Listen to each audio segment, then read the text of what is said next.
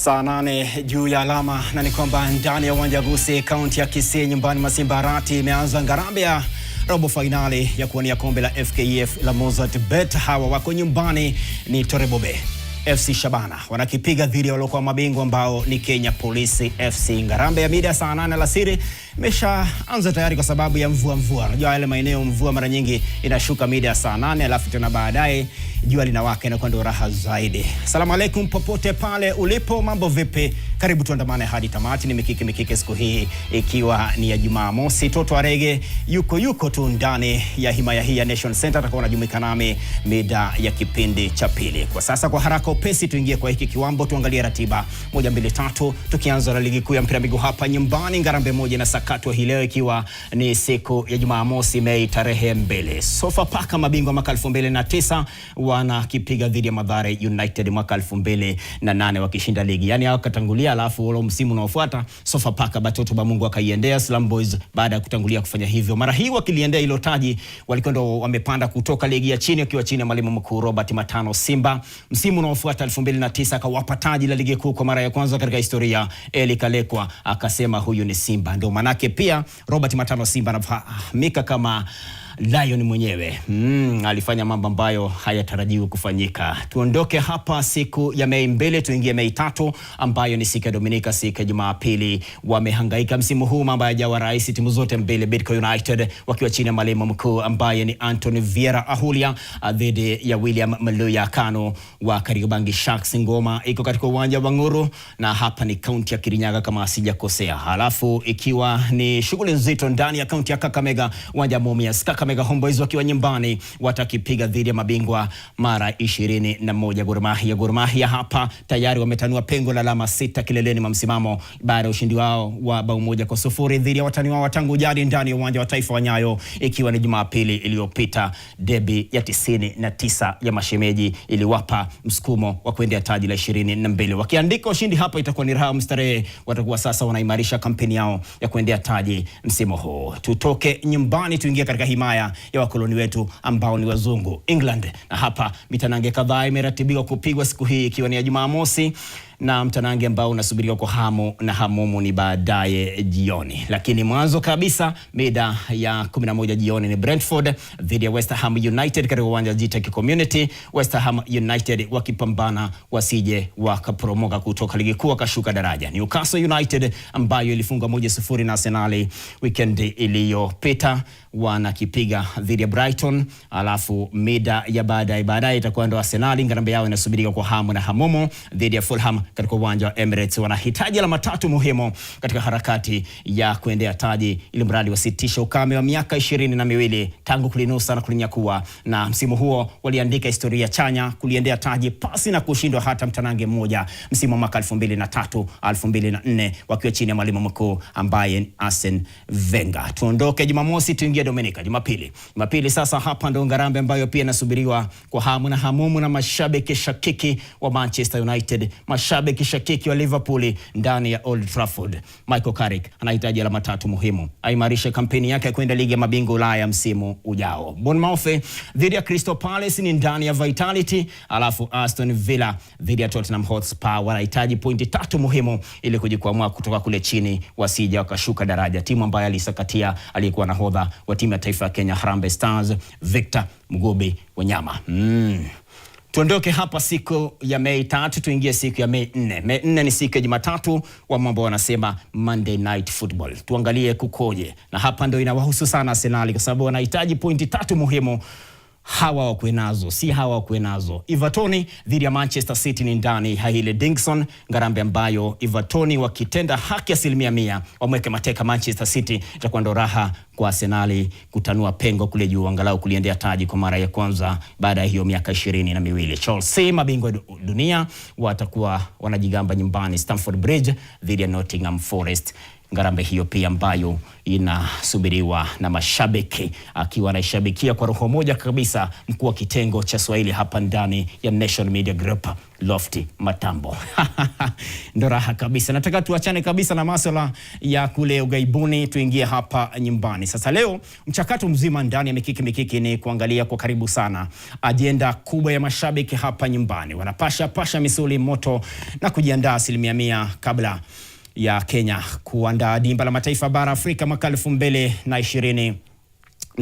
Huo ni mwaka ujao, Kenya ikiwa imetunikiwa nafasi hiyo kuliandaa hilo dimba, wakiwa wanashirikiana na mataifa yale halisi ya Afrika Mashariki, ikiwa ni Uganda, ikiwa ni Tanzania kwa Samia Suluhu Hassan na kwa Yoweri Kaguta Museveni. Ndio mambo yatakuwa yanachanika mwaka 2027. Tayari unapigiwa upatu uwanja mpya ambao unaelekea kutamatika katika barabara ya Ngong, uwanja wa Talanta, na huenda ukabatizwa jina la aliyekuwa waziri mkuu wa Kenya Raila Amolo Odinga. Itakuwa haraha zaidi, manake ni shujaa wa Kenya, alifanya na kutenda mengi katika siasa za Kenya. Ndo hayo muhimu katika ulimwengu wa spoti. Sasa tuingie ndani na mlete ndani kwa haraka upesi mgeni wangu mfanikishi siku ya leo ni rais wa muungano wa mashabiki hapa nyumbani.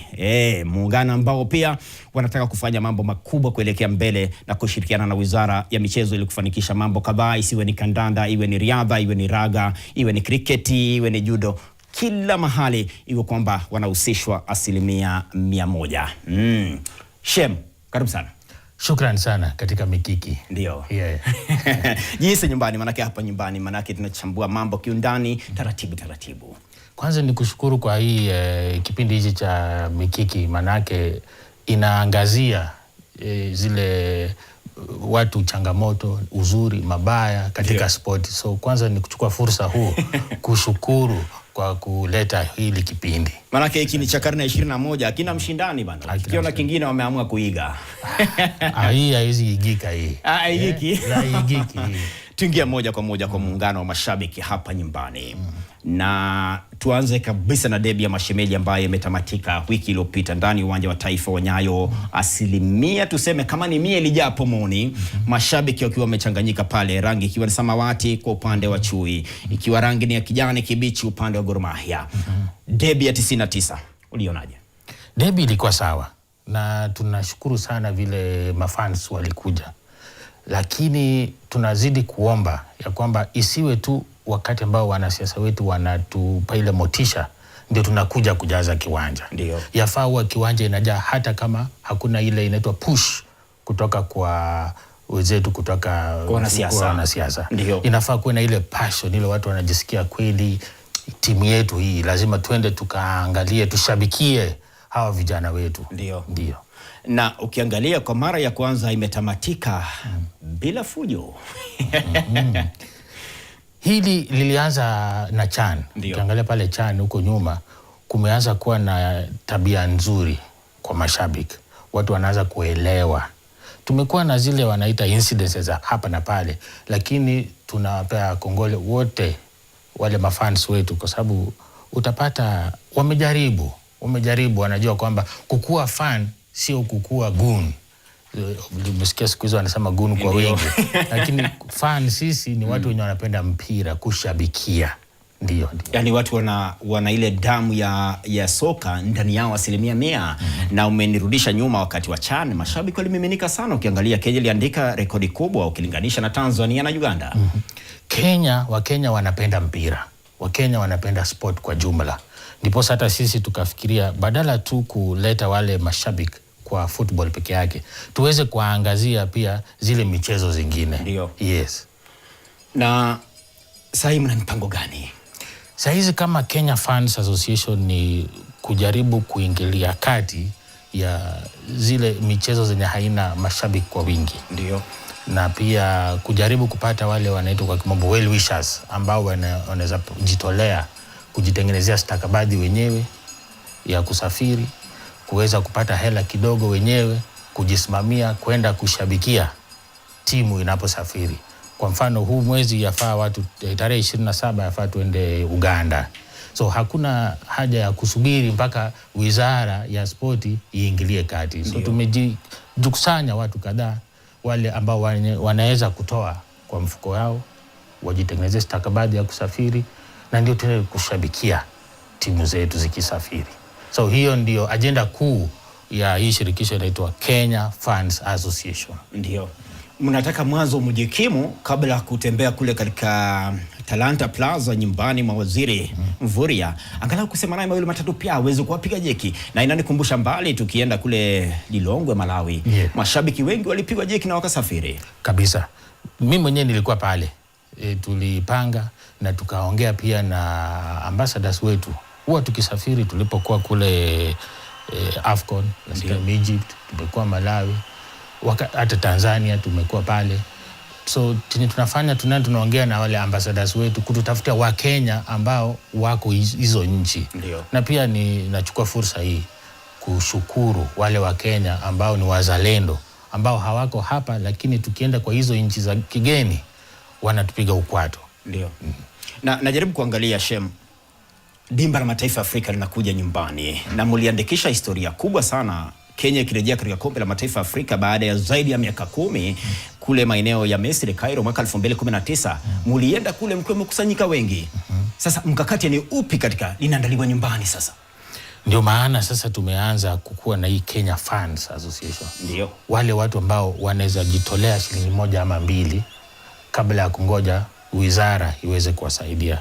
Tutakubaliana na wewe ya kwamba wale mashabiki sugu huwa wanapata ugumu kama nauli uko juu, ama kama unahitaji usafiri, kuna hizo challenges. So tunahimiza wale wenye wanaweza kujimudu kidogo watu join kwenye Kenya Fans Association, ndio tuzuie huo nafasi. Ndio sasa ukifika wakati wa mechi kama yenye tunaenda kuandaa hili, tutaweza kumobilize watu kwa haraka. Tusingoje tu ya kwamba tusaidiwe na wizara. Wacha tujianze kujisaidia, tukue na gari ya kujisaidia, alafu tuende sasa kwa wizara tuambie, wizara tuko na hili gari ambalo tumefanya hili na hili, mtusaidie, muweke kwa mipango zenyu. Kwa kimombo wanasema supplementary budget. Muweke kitu kidogo ya mashabiki. Sisi tumeweza kuleta hii, lakini tunahitaji kiasi fulani ndipo sasa tuongeze pia mashabiki wengine tuwe wengi. Na umegusia swala muhimu la kuchangiziwa kidogo ndio muweze kujimudu kwenda mahali. Tugusie swala la athletics. Mbio.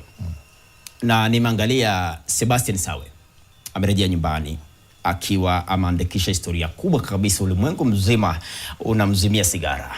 Kwamba ni heshima kubwa. Angalia, ameandika rekodi ya kwamba yeye ni mwanadamu wa kwanza kukimbia chini ya saa 2 katika London Marathon. Amerejea nyumbani. Kipindi mtu amepata ufanisi ndio watu wengi wanaanza kujihusisha naye. Tuweke mkakati upi angalau kwamba leo kesho kutwa hawa na riadha wetu pia wanapata mchango mkubwa wa kupigwa jeki kiushabiki wanapoitumikia nchi? Hapo ndio tuligundua kuna hiyo nafasi kati ya wizara na mashabiki. Hii Kenya Fans Association inataka kuziba huo pengo. Ndio. Ni muhimu sana kwetu sasa kujaribu kujua ni nani anacheza mchezo upi, na tuweze kumshabikia kama anasafiri anaenda nje na wakati anarudi. Hiyo ndio kipi yenye tunatengea hii Kenya Fans Association. Ndio mtu pia ukirejea, ukikuja Kenya, ukitoka kule nje, unakumbatiwa na watu wanaokupenda, wale mashabiki kabisa. Na sasa mko kama wangapi hivi katika muungano wenu? Muungano wetu tuko kama watu 144. Hawa ni wale watu wenye wanaweza jimudu kujilipia nauli, tiketi ya ndege, gharama ya kuishi pale hotelini. Manake kumbuka pia kukua shabiki kwa kusafiri nje, wewe pia ni ambassador. Ndio. Wewe pia unaonyesha nidhamu ya nchi yako. So kwa kusafiri sio uko baya, lakini lazima utafute wale pia wanaweza onyesha sura nzuri ya nchi yetu. Ndio. Manake kule nje tukiongea vibaya kuhusu nchi yetu tunajidhalilisha kabisa. Ndio. Na sasa mkiwa hivyo, unajua kama juzi nimeangalia mashabiki wa Arsenal wana muungano wao ambao ni dhabiti, wametembea mataifa ya Rwanda, Zambia, wanachangisha damu hapa na pale katika kule kupiga jeki jamii ambayo labda wanaugua. Na nyinyi pia huwa mnafanya nini kipindi kile ambacho hamko uwanjani? Kwa sasa ajenda yetu kuu kabla ya kukuwa na zile program zetu ndio ni kuenda Uganda tarehe 27 huu mwezi.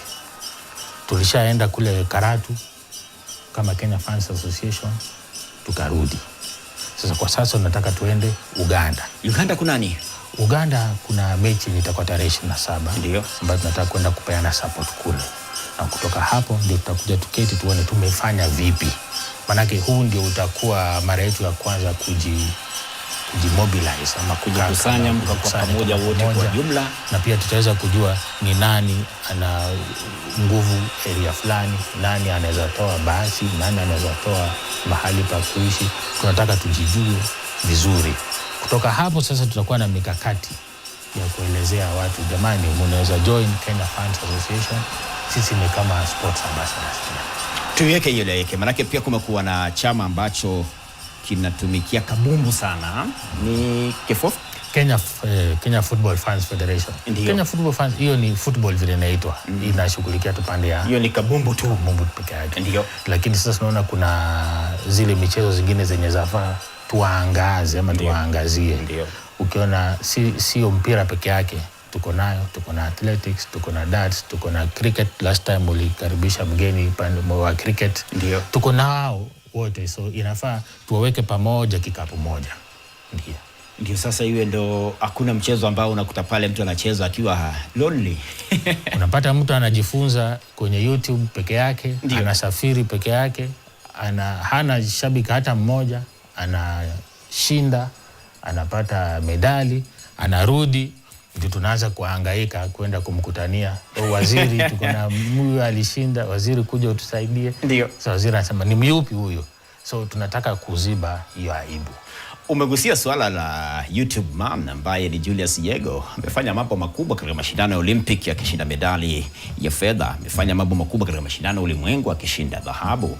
Na Jumuiya ya Madola pia amekuwa kitesa, na angalia yeye amechukua hiyo inaitwa initiative kwa kimombo, akajifundisha mwenyewe mambo ya kurusha mkuki. Angalia mwisho wa siku ikajipa.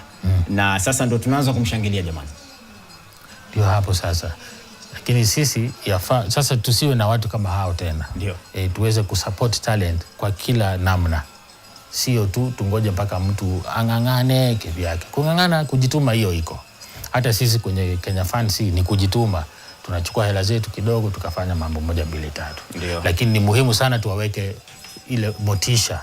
Mchezaji yeyote ama mwanaspoti yeyote bila motisha hawezi endelea vizuri. Unajua Shemu, inaridhisha ukiangalia kama uwanja wa taifa wa Nyayo kwa sasa, yani umejaa hadi pomoni, mashabiki wamejitolea, mashabiki wanaimba, mtanange mzima ukichezwa. Inafurahisha kweli na inawapa motisha wale wachezaji pia. Kabisa. Vile wanasema mchezaji wa 12 kwa kiwanja ndio anafanya mchezo uwe mchezo. So bila shabiki ni ngumu. Hairidhishi. Bila shabiki kwa kiwanja iwe ni mchezo upi, hautaridhisha. Uwanja wa Nyayo umetoka kuandaa hii shemeji ya debi ya mashemeji ya 99. Ijumaa iliyotangulia ni uwanja ambao pia uliandaa mashindano ya Kipkeno Classic na wengi waliingia kumshangilia Ferdinand Manyala.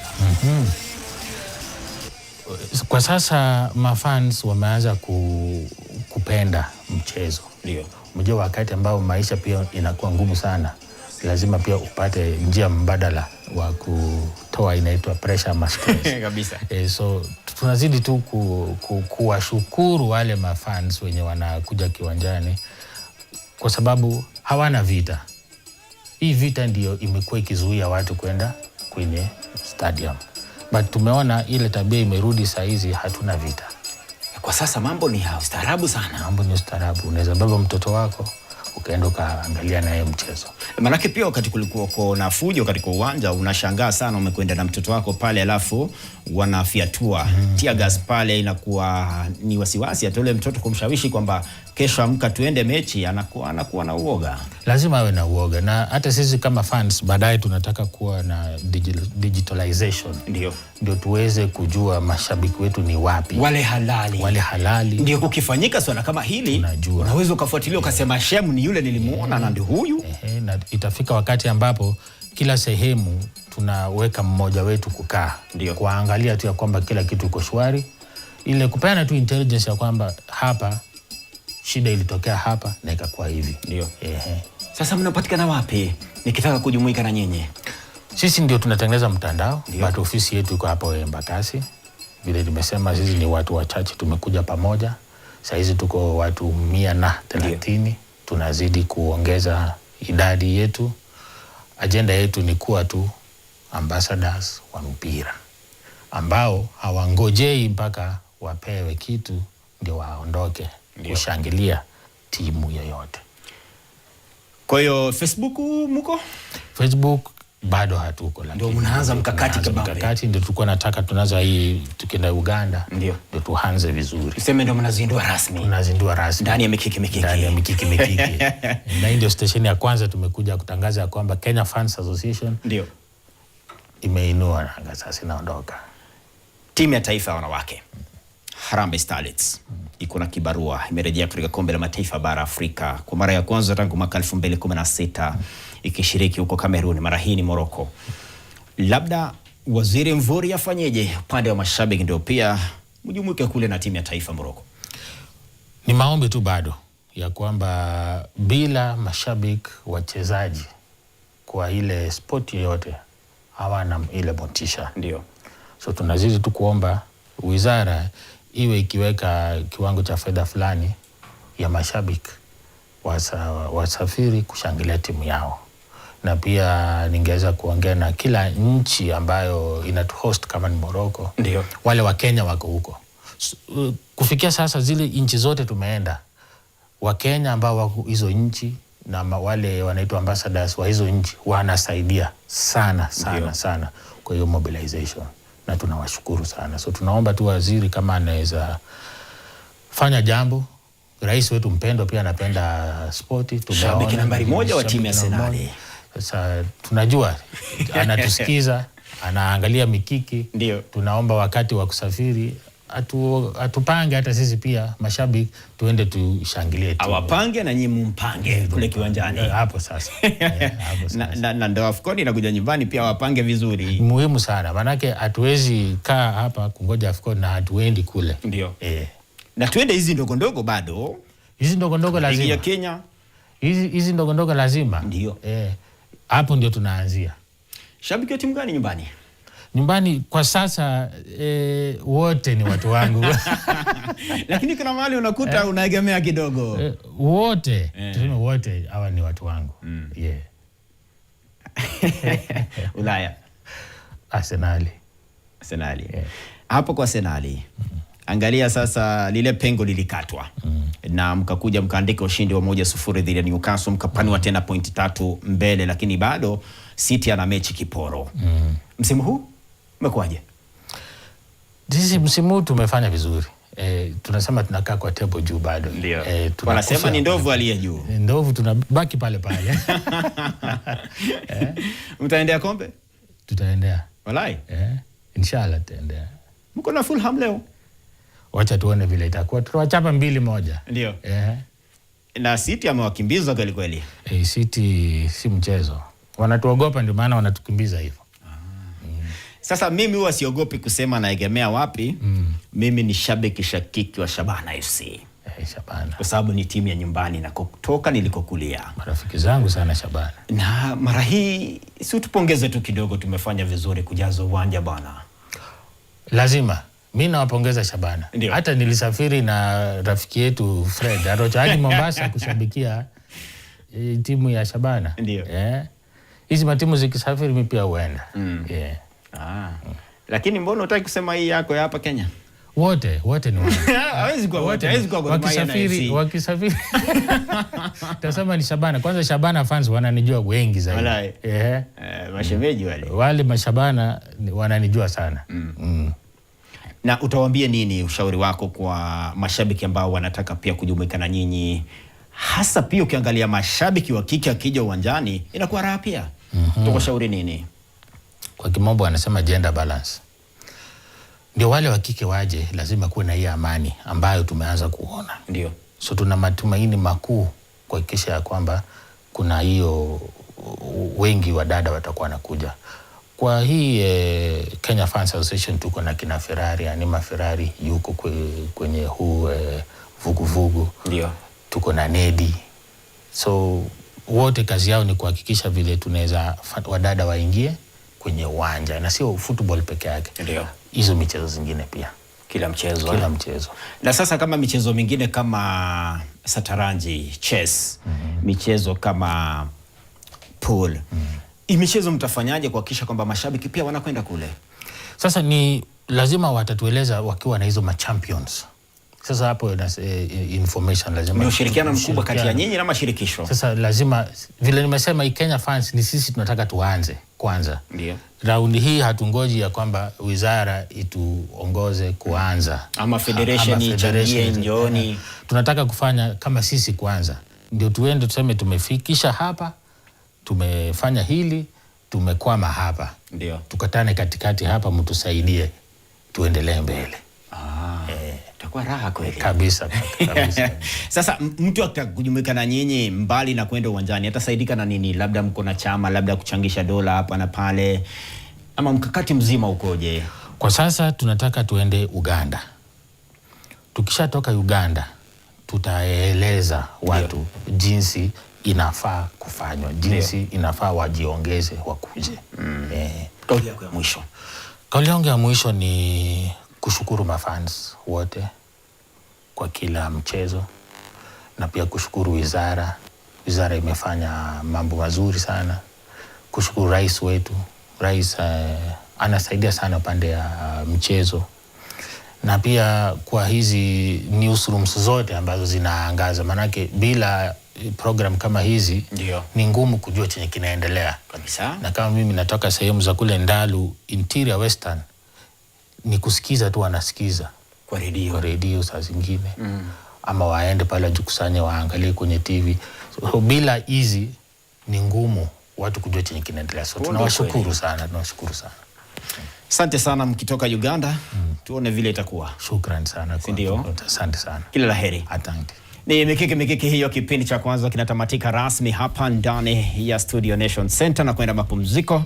Nikirejea na mwana Toto wa Rege kwa mbali, atakuwa anaingia ndo angalau tuangalie mawili matatu yakoje kwenye upande mzima. Victor hapa anasema anafuata kwa karibu sana, anasema yeye ni shabiki shakiki wa FC Tusker. Anasema wakati wao walikuwa kitamba mambo yalikuwa ni mazuri kweli kweli, lakini hata sasa mambo yamebadilika sana. Anasema kazi safi pale, msalimie mzee mzima. Mwambie tunaangalia sada. Huyu anasema msalimie Seth. Kusalimia Shem hapa. Huyu anaitwa Murimi. Sema amekufuata kwa karibu sana, muda mrefu sana. Ni Murimi wa handball, mambo yake anafanya mpira mikono hapa nyumbani. Tunakwenda mapumziko, lako ni utulio lipo, narejea muda sio mrefu.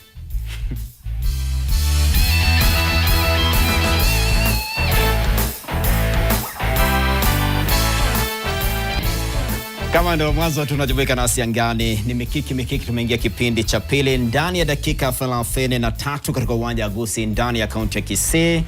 Robo finali ya kombe la FKF la Mozart Bet ni kwamba tayari ni Nunge Binunge FC Shabana wakiwa nyumbani dhidi ya waliokuwa mabingwa Polisi FC. Kwa haraka upesi nimlete ndani ya mikiki Toto wa Rege. Asalamu alaykum. Wa alaykum salam. Kwema? Kwema. Hali yako? Hali yangu ni nzuri. Najua hela umepatia Shabana. Unajua Shabana ni timu nyumbani, saa nyingine unatembea na ushabiki. Wakoje hapo? Umesema? Nunge Binunge.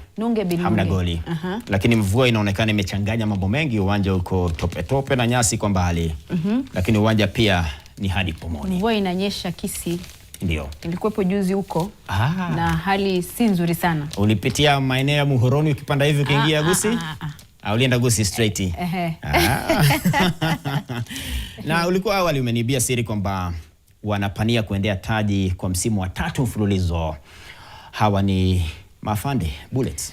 Kenya Police Bullets wapo kwenye njia za kuwania kombe lao la 3 ligi kuu ya mabinti. Na ukiangalia hivi sasa katika uwanja wa Polisi kwa hapa jijini Nairobi, mechi kati yao na mabingwa mara 4 Bigger Queens inaendelea. Na ikiwa watapata ushindi katika mechi hii, watafungua mwanya wa alama 8 kileleni mwa jedwali. Alama 8 ni kama wanaendea taji. Ni kama wanaendea taji. Na ukiangalia msimu huu wamefanya vizuri. Aliondoka kocha Beldino Demba baada ya kushinda mataji mawili na Kenya Police Bullets. Akaingia kocha Bujego ambaye alijiunga kutoka Kibera Soccer Women. Amefanya vizuri na msimu huu wanasema kwamba wataingia katika yale mashindano ya Sekafa alafu wafanye walivyofanya Vihiga Queens kama miaka 5 iliyopita. Kwa hivyo wanaendea taji na Mathare United Slum Girls. Tunawakaribisha Kenya Women Premier League. Wamejiunga na ligi rasmi. Alafu pia Shabana Starlets katika National Women Super League pia wanaongoza jedwali la ligi hiyo. Inamaanisha kwamba pia wao wapo kwenye zile mbio za kujiunga na ligi kuu. Na wamekuwa kikimbizana sana na FC 105 Naivasha Starlets. Naivasha Starlets, alafu kuna klabu ambayo inaitwa Elimu ambayo pia katika nafasi ya pili. Kwa hivyo ni katika zile mbio za kutafuta tiketi ya kujiunga na Kenya Women Premier League msimu huu unapoelekea kukamilika, na msimu ujao hii ligi ambayo nitasema kwa uhakika ambayo itakuwa na ushindani mkali sana kuliko misimu ambayo imepita. Mimi nitatoa ombi moja tu kwa wadhamini, angalau pia wamwage kitita kule ndani ya ligi ya wanawake, manake pia wanahangaika sana. Wewe niambie kama kwa sasa ushindani ni hali ya juu kiasi hiki, na sasa wakijua wanapigania nini, itakuwaje? Ukiangalia hawa ndio wachezaji ambao wanatuwakilisha katika michuano ya AFCON 2026. Wachezaji ambao walishiriki katika michuano ya FIFA Series ya mwaka huu ambapo Kenya ilimaliza katika nafasi ya pili. Hawa ndio wachezaji ambao wanataka kupeleka Kenya katika kombe la dunia. Na walipeleka Kenya kombe la dunia sawa hilo. Na walikuwa timu ya kwanza ya soka ya Kenya ambayo iliandikisha historia ya kupeleka Kenya katika kombe la dunia kwa mara ya kwanza katika historia. Wapi kule? Katika Jamhuri ya Dominica. Nilikuona wewe na Vincent Voyo na Lukman mkishiriki pizza. Msimu huu tunaenda. Tena mnashiriki? Mwaka huu tunaenda Morocco World Cup. Itakuwa raha. Vizuri sana. Tunaomba Mungu atujalie tufike ili pia tuweze kuwakilisha taifa katika mashindano haya. Ndio, na toto imekuwa ni wiki ambayo ina mambo mengi upande wa riadha, na Sebastian Sawe aliandika rekodi kubwa na historia chanya akiendea ushindi katika London Marathon. Na pia si ushindi tu, akahifadhi dhahabu yake ya London Marathon. Alafu mwisho wa kwisha akaandika historia kwa mwanadamu wa kwanza kukimbia marathon kilomita 42 chini ya saa 2. Ukiangalia katika historia hiyo ya wanariadha wa Kenya ambao wameshiriki katika mashindano hayo, tunaye Eliud Kipchoge kama sijakosea, tunaye Paul Bitok ambaye pia aliwahi kushiriki katika mashindano hayo lakini hakuwahi kimbia sub 2 ama hakuwahi kimbia chini ya masaa mawili. Na ukiangalia ilikuwa ni shangwe, dunia nzima ilikuwa inaangalia Kenya. Na wengi wanasema kama hiyo ndege ikiingia pale angatua ya kimataifa ya Jomo Kenyatta. Lakini ni wakosoe hawa wadhamini. Ndio. Adidas. Ndio. Ambao walisema kwamba kile kiatu ambacho walimpa Sawe ndicho ambacho kilifanya akashinda. Ndicho kilivunja rekodi. We invented marathon. Kwa hivyo sisi ndio waanzilishi wa riadha. Ndio. Alipigiwa saluti ya maji katika uwanja wa kimataifa wa ndege ya Jomo Kenyatta akitua kutoka maeneo ya London. Kwa kawaida huwa ndege ikipigwa saluti ya maji inamaanisha kwamba kuna mtu mashuhuri ambaye ndege hiyo imembeba. Ndio. Kwa hivyo huyu nasema kwamba vizazi vijavyo vinamwangalia, na heko kongole sana kwa kupeperusha bendera ya Kenya. Na ukiangalia katika gazeti la Daily Nation tutakuwa tunaangalia hapo baadaye, alipokelea kwa shangwe na vivijo mjini Eldoret hapo jana. Alafu akitoka ngatua ndege ya Jomo Kenyatta alikwenda Ikulu. Akakutana na Mheshimiwa Rais wa 5 wa Jamhuri ya Kenya William Samoei Ruto. Bwana, mimi sijawahi kuona kwamba mwanariadha anapewa hela, anapewa na gari. Ndio. Shilingi milioni 8. Angalia kwa kutamba. Achia mbali kile kitita ambacho atavuna kwa kuvunja rekodi na kwa kushinda London Marathon. Hela nyingi. Na anapewa nyumba. Anapewa nyumba. Ujue, aliambiwa gari atapewa. Na itakuwa na namba. Namba ambayo atachagua gari ambayo anataka. Niliona hizo namba 59:30. Hizo zinamaanisha alikimbia muda saa 1 dakika 59 na sekunde 30. Itakuwa namba pleti. Inafaa iwe hivyo. Wanariadha sasa ukienda kule nje unajua nikirejea nyumbani angalau kuna kitu ambacho kinanisubiri. Kongole sana. Asante sana Rais wa 5 wa Jamhuri ya Kenya. Sasa pale Ikulu mwanzo alipanda akaenda akampatia rais bendera ya Jamhuri ya Kenya. Alafu wakasemezana mawili matatu akapigwa picha. Na inaaminika alimpatia Mheshimiwa Rais kile kiatu kimoja. Kile kiliandika hiyo historia chanya ndio huyu akiingia maeneo ya Ikulu. Umesema siri iko hapa? Siri kubwa, lakini sidhani kama ni hicho amevaa. Ni sampuli ya kile kilichoandika historia chanya, akiekea mkeka akitembea hapa taratibu kabisa, shujaa wa Kenya. Na unajua hii rekodi yake Toto itaishi daima dawamu. Nadhani huenda ichukue miaka kadhaa kabla mtu mwingine kukimbia chini ya saa 2. Huenda tena anasema kwamba baada ya kuvunja rekodi hiyo anarudi nyumbani kufanya mazoezi na avunje rekodi yake mwenyewe. Kwa sababu imetokea pia Eliud Kipchoge ashai kuvunja yake mwenyewe pia. Na hapa alipiga saini picha ambayo ya kukimbia hivyo. Angalia ni dola hiyo. Haina mambo mengi. Yani haina mambo mengi, watu wenye hela hawana mambo mengi. 5 million alafu akaongezwa tena na 3 million akijumuika hapa, na waziri pia alikuweko Salim Mvurya. Rais ndo huyo hapa, nadhani mkewe na wazazi wake. Kwa raha zaidi. Kongole sana. Hii itaishi milele daima dawamu. Na pia mewagusia kwamba alipotua kule maeneo ya Eldoret, uwanja wa ndege pia alipokelewa kwa heshima kubwa. Ni mambo ambayo tutangazia katika Daily Nation hapo baadaye. Mambo ya kidunia haya. Sasa nataka tuende tuangalie masuala ya tetesi. Unajua hapo kwa tetesi wapenda mvinyo watafurahia, lakini pia watamsuta yule mchezaji kitu alikifanya. Moja kwa moja tuangalie toto na tetesi, na mara hii ni kijana ambaye yuko kwa mkopo pale Everton.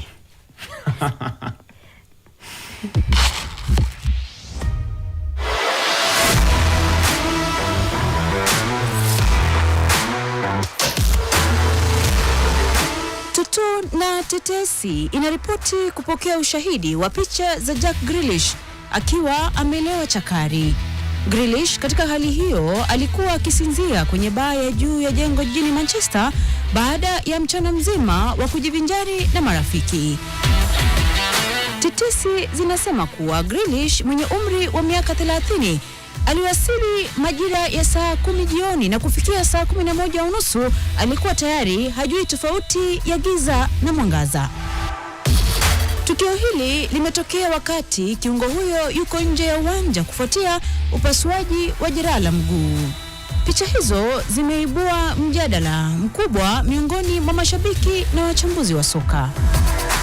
Baadhi wamekashifu vikali mtindo wake wa maisha, huku wengine wakimtetea wakisema ana haki ya kufurahia muda wake wa mapumziko. Wapo wanaona tukio hilo likizidi hadhi ya kitaalamu, hasa ikizingatiwa kuwa ana jeraha. Baada ya tukio hilo, Grealish aliwajibu wakosoaji wake kupitia mitandao ya kijamii kwa kuchapisha picha yake akiwa mazoezini na kusema kwamba anafanya kazi kwa bidii kurejea akiwa bora zaidi kuliko hapo awali. Isitoshe, miezi miwili iliyopita alionekana kurejea kwenye maisha ya burudani alipohudhuria hafla kubwa jijini Rome akiwa na mlinda lango na mchezaji mwenza Jordan Pickford. Wawili hao walikwenda kusherehekea kuzaliwa kwa mke wa Pickford ambaye alitimiza miaka 30. Tukio hilo linaleta kumbukumbu za mtindo wake wa sherehe uliovuma baada ya mafanikio ya Manchester City kushinda mataji matatu mwaka 2023. Hata hivyo, miezi mitatu iliyopita Grealish alijipata matatani baada ya gari lake la kifahari aina ya Lamborghini kukiuka taa za barabarani.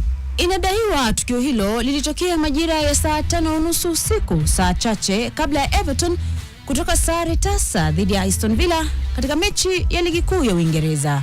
Baadaye Grealish alipatikana na hatia ya kushindwa kutoa taarifa kwa polisi kuhusu ni nani aliyekuwa akiendesha gari hilo wakati wa tukio. Awali shtaka la kukiuka taa nyekundu liliondolewa, lakini kosa la kushindwa kushirikiana na polisi ndilo lililomgharimu. Grealish ambaye kwa sasa yuko kwa mkopo Everton kutoka City anatarajiwa kukosa mechi zilizosalia za msimu huu na pia hayupo kwenye mipango ya kikosi cha Uingereza cha kombe la dunia. Ikumbukwe kwamba winga huyo wa kushoto aliwahi kuwa mchezaji ghali zaidi wa Uingereza baada ya kujiunga na City kwa pauni milioni 100 mwaka 2021.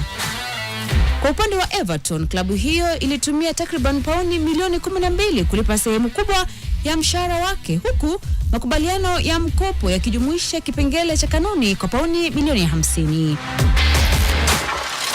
Maswali yanaendelea kujitokeza.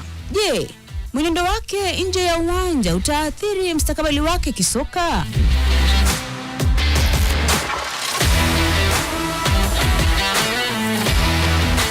Toto na tetesi. Mikiki NTV.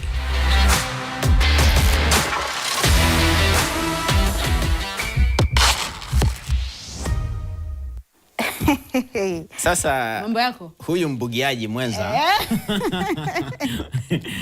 Huenda Everton inataka kurefusha ule mkataba wake wa mkopo, na alitesa sana akiwa na Aston Villa, akatesa akiwa na Manchester City. Ndio maana akanunuliwa ijiunge na City baada ya kutesa akiwa na Aston Villa. Ndio. Na kapeano sasa kwa mkopo kwenda kuitumikia timu ambayo mashabiki wa Arsenal wanaomba sana Jumatatu usiku iwatende haki. Everton dhidi ya Man City. Kila mtu ashinde mechi zake. Sasa akishinda zake kila mtu City anabeba jamani. Sasa Mwangi, mtangazaji ambaye anafanya mambo makubwa katika riadha, alikuwa mwanajeshi akastaafu. Mtangazaji mzuri sana wa masuala ya riadha na hafla kubwa. Ananibia siri kwamba Sebastian Sawe alipanda ndege ya KAF akaelekea Eldoret. Na ananiambia kwa sasa anafuata kwa karibu sana mashindano ya kupokezana kijiti ya dunia yanafanyika maeneo ya Botswana. Na pale tunaomba Kenya ifanye mambo makubwa. Tuachie mbali hayo, tupeleke hatua nyingine. Na hii leo katika Makinda Hatter, Susan Waweru ameangazia kinda wa Real Madrid inayoshiriki ligi kuu ya Uhispania. Tazama.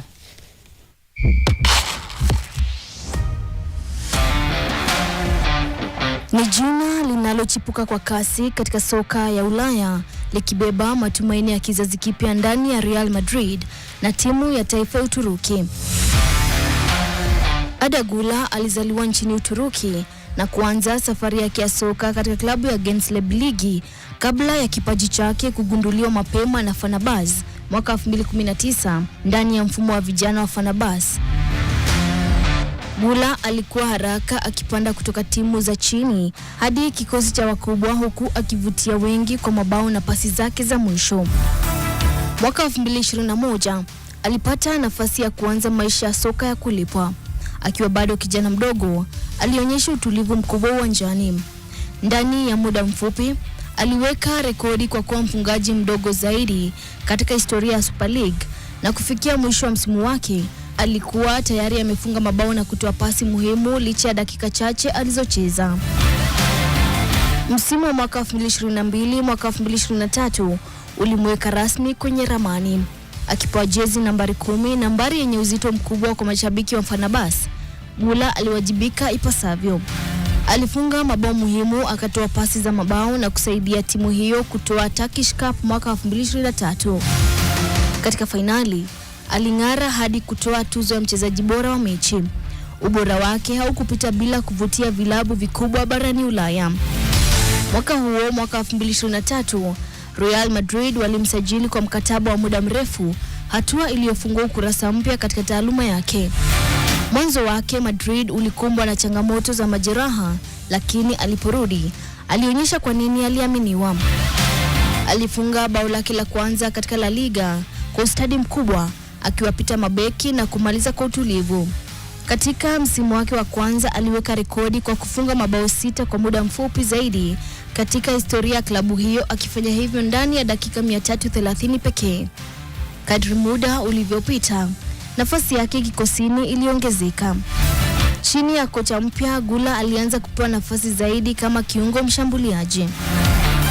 Msimu wa mwaka 2025 mwaka 2026 ulimuona akichukua hatua kubwa zaidi, akifunga mabao muhimu, kutoa pasi za mabao na hata kushinda tuzo ya mchezaji bora chipukizi wa mwezi katika La Liga.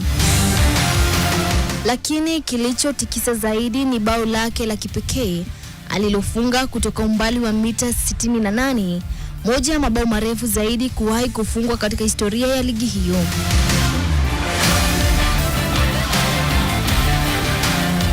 Kimataifa, Güler alianza kuitumikia Uturuki mwaka 2022. Katika UEFA Euro mwaka 2024, alijitangaza kwa ulimwengu baada ya kufunga katika mechi yake ya kwanza na kuwa mmoja wa wachezaji wachache kufanya hivyo, akichangia timu yake kufika robo finali.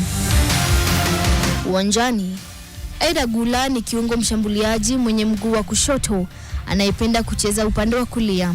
Anajulikana kwa utulivu wake, uwezo wa kucheza kwenye nafasi ndogo, pasi za mwisho zenye ubunifu na ustadi wa kupiga chenga. Safari ya Arda Güler ni simulizi ya kipaji kinachokuwa kwa kasi na kuanza kuacha alama kubwa duniani. Akiwa bado kijana, tayari ameonja mafanikio makubwa, lakini dalili zinaonyesha kuwa haya ni mwanzo tu wa hadithi kubwa zaidi inayokuja. Susan Oweru, makala ya Makinda Hatari.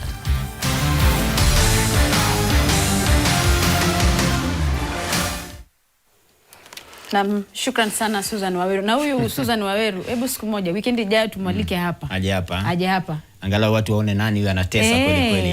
Huyo Kinda Hatari ndio nani? Sasa kochi wa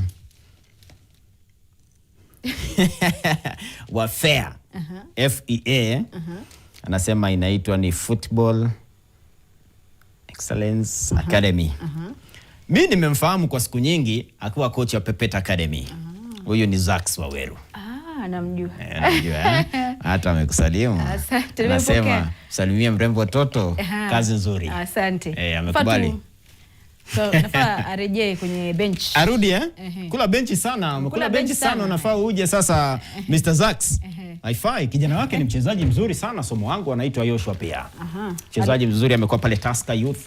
Sasa nadhani anakipiga majuu. Ako majuu sasa hivi. Kwa hiyo Zax anaanza kuishi vizuri. Tuingie pale tunakopenda, kurasa za nyuma za mambo ya spoti. Tuanze na Taifa Leo. Yaani ni mwanaspoti ambayo iko ndani ya Taifa Leo. Na hapa kurasa wa mbele unasemaje? Kurasa wa mbele ambao uko katikati, lakini ni katika kurasa za nyuma. Ni hapa kurasa wa 13, kurasa wa 13. Wanasema gozi la uhasama ni ndani ya Old Trafford. Ni ngarambe ambaye inasubiriwa hiyo hapo kesho kati ya Manchester United, timu ambayo Michael Carrick ameibadilisha kulikweli. Alafu Bruno, moja kati ya wachezaji wazuri ambao wametesa kulikweli na wanaitumikia United kwa roho moja, ni dhidi ya Ancelotti. Liverpool ambayo pia Mohamed Salah alikuwa ameuguza jeraha la msuli na inaaminika kwamba huenda hatoka nje hadi msimu kamilike. Huenda tarajia kuhitimisha msimu na ni msimu wake wa mwisho kuitumikia Liverpool. Lakini kesho hata kuwepo, anasema kwamba jeraha lake halijapona. Kesho bado. Na timu hizi mbili zinatafuta tiketi ya kushiriki katika michuano ya UEFA msimu ujao. Kwa hivyo itakuwa ni mechi ngumu, lakini hapa Old Trafford saizi vijana wa Carrick wameshika moto. Ndio. Kwa hivyo itakuwa ni vigumu sana Liverpool kupata ushindi, lakini itakuwa ni mechi ngumu ambayo inasubiriwa na watu wengi sana. Shabiki ambaye alimtusi Rashford atupwa jela miezi. Lakini hapa Kenya wachezaji wamepata maneno. Huko matusi ni ya ukweli, si hata wachezaji tutatama kochi bana. Unasikia shabiki kutoka kule juu anapromosha bonge la tusi kwa makocha. Kwa hivyo huko kwetu ni jambo la kawaida, lakini Ulaya ni jambo ambalo ni zito sana. Mambo ya kawaida. Haya, tusonge tuingie ukurasa wa 14 na hapa ndipo wanasema Kisumu All Stars na Kisped za poromoka kutoka ligi kuu ya wanawake hapa nyumbani, wakati Mathare United ikiruka juu na wamekaa nje misimu mingapi ile? 5. Kipindi kirefu. Taarifa hiyo imeandaliwa na nani? Ni mwenyewe Toto mrembo, Toto Arege. Fanya mambo yake kweli kabisa hapo. Alafu Cecil Odongo naye akakaa chini akaangalia akasema kwamba kesho ndani ya uwanja wa Mumias kaunti ya Kakamega, ngarambe kubwa kati ya Gor Mahia bingwa mara 21 dhidi ya bingwa mara 0 Kakamega Homeboys. Hapa Gor Mahia kupata alama itakuwa ni vigumu sana, lakini lazima wajitahidi ili kufufua matumaini yao ya kupata ubingwa msimu huu. Ndio wakiwekwa mateka na Homeboys, na ni maombi makubwa sana ya FC Leopards kumwombea mazuri mara hii sasa Homeboys baada ya kuporomoka derby ya mashemeji. Angalau akiwekwa mateka baada anafufua yani atayafufua tena matumaini ya chui.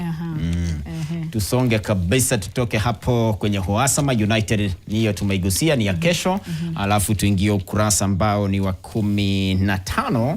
Kurasa wa 15 ndo huu hapa. Wanasema huyu Alpha ndiye aliwapa matumaini makubwa kuendea taji la 22 Gor Mahia. Na ni kama kuna hali ya mshike pale, mambo itakuwaje sasa? Miaka 24 tu ameishi duniani, na nilikuwa naona tetesi kwamba alichoma shule, kwamba alikuwa kwa chui kwanza kwenye pango la chui akavuka akaingia kwenye kogalo. Nasema miaka midogo 24 years. Miaka 24 ana future nzuri ya kabumbu. Sawa. Alafu Dominic Mbok akasema hapa kutana na dogo mpiga mbizi anayejua pia kucheza fiddler. Yani ni muogeleaji, nadhani anamaanisha kupiga mbizi ni kuogelea haswa. Lakini kwenye maji wanasema ukipiga kwenye maeneo makavu utaumia. Tusonge tuingie ukurasa. Kuna taarifa nyingine hapa kutoka kaunti ya Kwale kama sijakosea, lakini maeneo ya pwani, mchezo wa kirem unaleta msisimko. Huu ni mchezo mgeni lakini unajulikana sana maeneo ya the coastal region. Uko Kosti, Kaisuka, Kalume, Kazungu, mambo yake haya. Taarifa nzuri hizi mwanzo kuangazia michezo kama hii ambayo haina maarufu wote hapa nyumbani. Anaiweka kwenye hali nzuri kabisa. Heko sana Kalume, Kazungu, kazi nzuri. Tena leta kama hizi nyingi. Doraha. Tuingie ukurasa ambao na upenda. Vituko vya mastaa, ukurasa wa 16 ukipenda 16.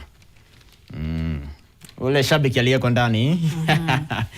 Baada ya matusi pale, Rashford naye miaka 28 anatesa kweli kweli, na huenda akarejea nyumbani kule Old Trafford. Wanasema tetesi ambazo zinasema kwamba huenda akarejea Old Trafford, lakini Barcelona wanataka sana asalie Uhispania. Ndio, alafu pesa si shida.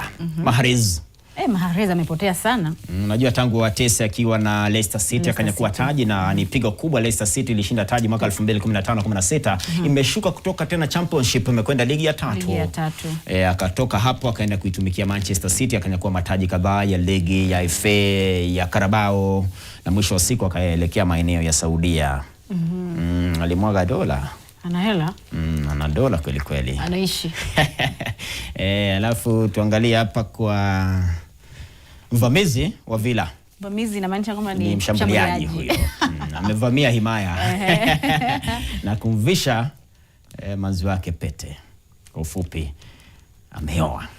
Rogers. Anavamia uwanjani alafu hata nyumbani anavamia. Uko vizuri. Hapa sketi ijaangusha.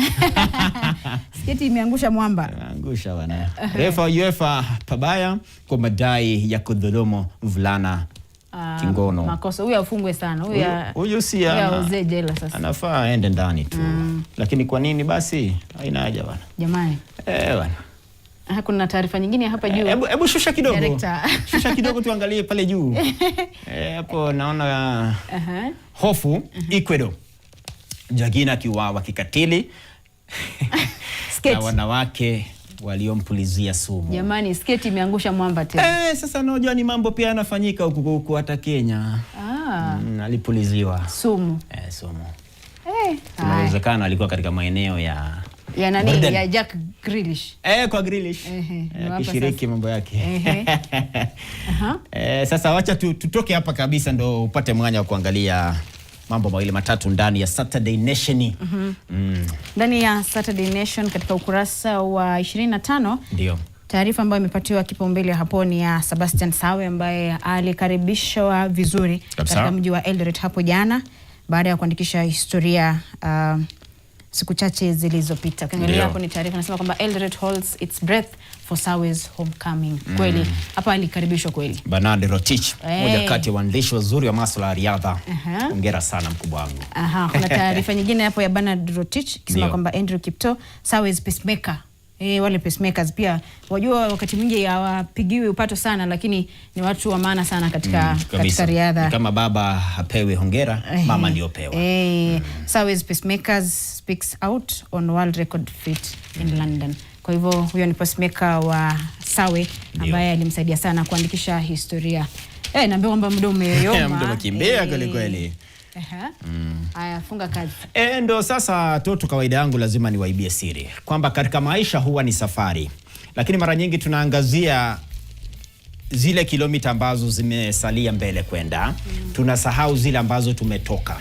Mara nyingi tunaweza tukapumzika, tukasherehekea tulikotoka, tukipanga mkakati wa kukamilisha ile safari kilomita zilizosalia kule mbele. Ndio siri ya siku ya leo Toto Arege. Asante sana. Na kuna wengi ambao wananiita Toto na Tetesi. Hilo si jina langu. Mimi naitwa Toto Arege. Najua ni kwa nini? Kwa nini? Kwa sababu Tetesi imepata maarufu mkubwa. Imepata maarufu. Haya, tufunge na bao la siku. Bye bye.